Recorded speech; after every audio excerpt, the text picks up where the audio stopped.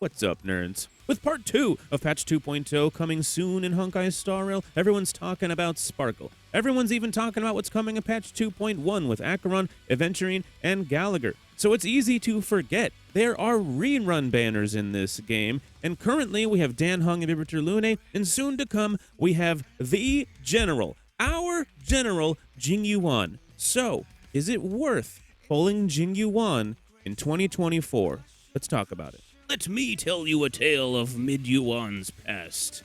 Many months ago, before Jing Yuan ever even released in the game, I put out a video basically telling people not to pull for Jing Yuan, and I got a lot of hate for that, but then he finally released in the game, and everybody shut the hell up because they knew that I was right. He just didn't have on release the tools that people really needed to make him pop off as much as they kind of wanted him to. A lot of people even quit the game on his release because they were banking on Jing Yuan and didn't pull Sela because of that, and people were pretty pissed about that, and some people even left the game. Now, I've always said, even when I was joking around in that video, that Jing Yuan's really good, but we just didn't really need him, and his rerun would probably be where things got a little bit better for him. And that's true. There's a lot more tools in the game now that make him really good. Jing Yuan has gotten better over time. Like, so many different patches have come out that put out relic sets that work well with him, that put out support characters that work really well with him. Jing Yuan has it better now than he's ever had it. But the problem with him is that the banner, like release dates, have always never been very favorable to him. His first banner, he didn't really have the tools he needed, and now that he's getting his rerun, it's at such an unfortunate time. We just had a Kafka rerun, and his first banner, Kafka, was coming out shortly after his banner. Kafka has been messing this guy up so many times it's annoying, and we have Acheron right around the corner who's gonna be an absolute powerhouse, and guess what? She's Lightning type 2. The Lightning type slot is very stacked with characters that seem to always come out around the time that he's getting a banner, and it just kind of shafts the guy, and I actually feel kind of bad. So yes, despite the fact that on several occasions I have joked and I have messed around, I've leaned into the Mid-Yuan drama. I even put out a video that said he's bad, and I immediately told people I was joking in the video the moment the video started, but the Jing Yuan subreddit decided to come through and give me a lot of flack for it, which honestly helped the engagement of the video, so I guess the joke's on them. But here I am to correct the error of my ways, I guess you could say. I'm here to say that Jing Yuan is good. I've always said that. I also said you don't really need him, but he is still good. So no, I'm not here to drama bait. I'm here to masturbate. Wait, what? No, so let's move on. So when Jing Yuan uses his ultimate, when he uses his skill, he can basically build up these hits per action. This makes Jing Yuan essentially get up to 10 stacks with a follow-up attack that he can use. With his kit, he has something called the Lightning Lord. When this goes off, you can get, like I said, up to 10 stacks, and this is really powerful, and this is what you really want to lean into when playing Jing Yuan. And he didn't get a relic set that worked well with this particular bit of his kit until we got the Ash Blazing Grand Duke set. And this didn't come out for many months until after his banner. It has been out for a couple of months now, but let's read the 4-piece bonus. When the wearer uses follow-up attacks, it increases the wearer's attack by 6% for every time the follow-up attack deals damage. This effect can stack up to 8 times and lasts for 3 turns. This effect is removed the next time the wearer uses a follow-up attack. So, Jing Yuan is able to fill up all 8 of these stacks very easily with the things you already want to do with his kit, with the Lightning Lord. And the 2-piece bonus gives a 20% bonus damage to follow-up attack. So this set works incredibly well on him. It's practically built for the guy. And this is something that came out that really elevates his power level.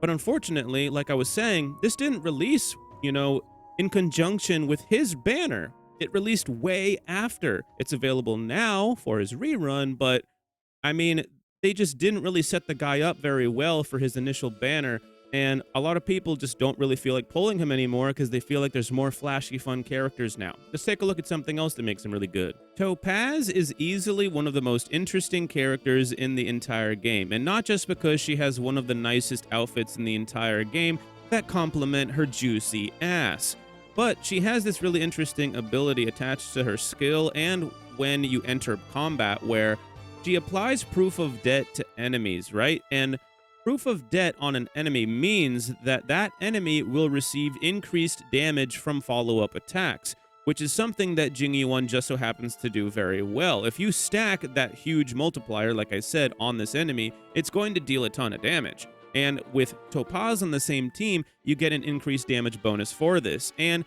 when Jing Yuan launches his follow-up attacks, it will in turn work really well with Topaz because this will activate Nummy a lot of the time and give Topaz a really fun, interesting bonus. These two characters bounce off of each other really, really well and improve the overall damage output of your entire team.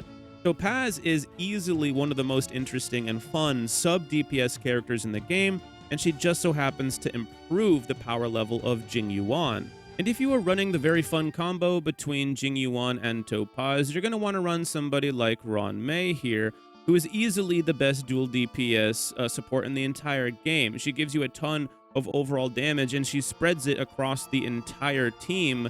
She doesn't individualize one single character, so both Jing Yuan and Topaz can get a massive power boost because of somebody like Ruan Mei. Now, I understand that might not be very free-to-play friendly, but if you have Jing Yuan, you can easily just run Tingyun, because one of Jing Yuan's issues is that he wants to use his ult very often, but you're not going to be able to do that as easily unless you have someone like Tingyun, whose ultimate quite literally gives energy to the character that you're buffing. And she also gives a massive buff, she also gives a speed buff, and she also gives a really powerful buff with her skill. She also just so happens to be lightning, just like Jing Yuan, so if you're going up against lightning weak enemies, she's going to be using her basic attack a lot of the time, which is actually a pretty solid basic attack for a support, and she's going to help you break down that enemy weakness bar and allow your Jing Yuan to break weaknesses more often. Let's take a look at another tool that has come out since his release that wasn't there for him when he originally came out, and that's Huo Huo here, who gives a very solid amount of energy and also attack power through her ultimate. This is easily like, you know, either 1 or 2 for his best sustain characters that you could pair with him, because he wants to ult more often, and Huo Huo allows you to do that. And it gives him a solid amount of damage overall.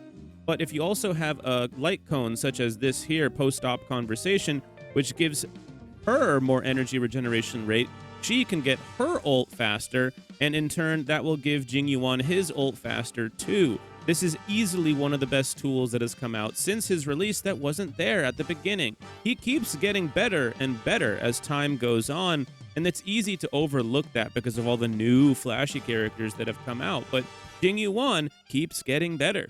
In fact, if you don't have a Kafka team and you aren't running DOT, so you just don't have a Kafka, Jing Yuan is currently the best traditional DPS character in the game.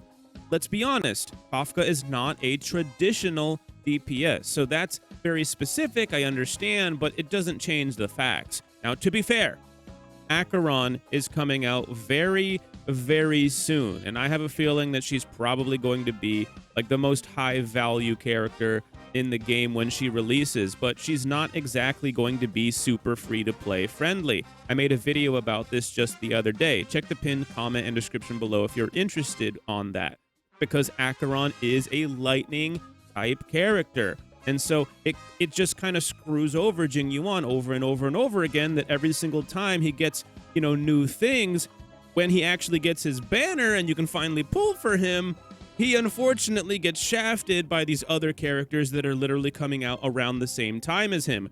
Kafka just had a rerun not that long ago, who's a lightning-based character, and we also have Acheron coming out really soon. So these are things that we need to think about when we're considering building this character or pulling this character. But I have to admit something to y'all right now. Despite the fact that I really like Jing Yuan, I like the way his voice actor portrayed the character, I like his lore, like everything about his whole entire situation, I don't actually have Jing Yuan on either of my accounts. But that's because I started playing this game during the last week of Seela's banner. Jing Yuan was coming out right after, and then after that was Silverwolf. So I invested into Seela, got her, and then I needed to save my Jade for Silverwolf because it was so early in the game's lifespan, I didn't have that much Jade to spare. And so, unfortunately, I didn't get the guy. His banner placement was just a kind of unfortunate situation for him. His current banner that's about to get his rerun, that's unfortunately bad for him too. There's so many other high-powered characters coming out right now. Again, I can't justify pulling for him because I'm not going to do it. I might finally wail for the first time in this game for Acheron. And I just can't justify pulling Jing Yuan because of that. I think that's important information, and I think that really says something about the situation. It's just unfortunate for the dude. He comes out, and he gets his reruns at really, really unfortunate times for him. It's almost like they don't like him or something, even though they developed his lore so much.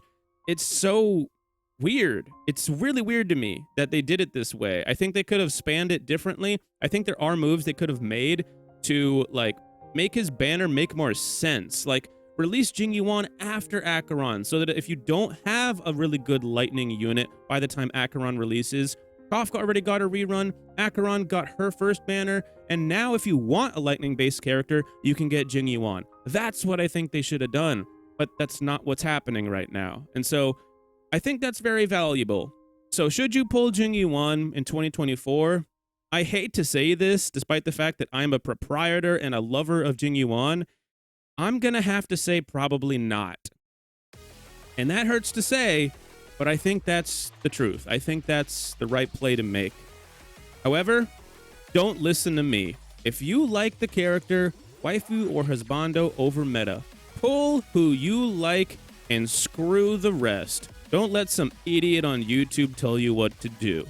And that's the most important message of this entire video. So if you stuck to the end, thank you very much. If you like the video, you like this type of content, you like Honkai Star Rail, please consider leaving a like and subscribe, and I'll see you in the next one. Peace out.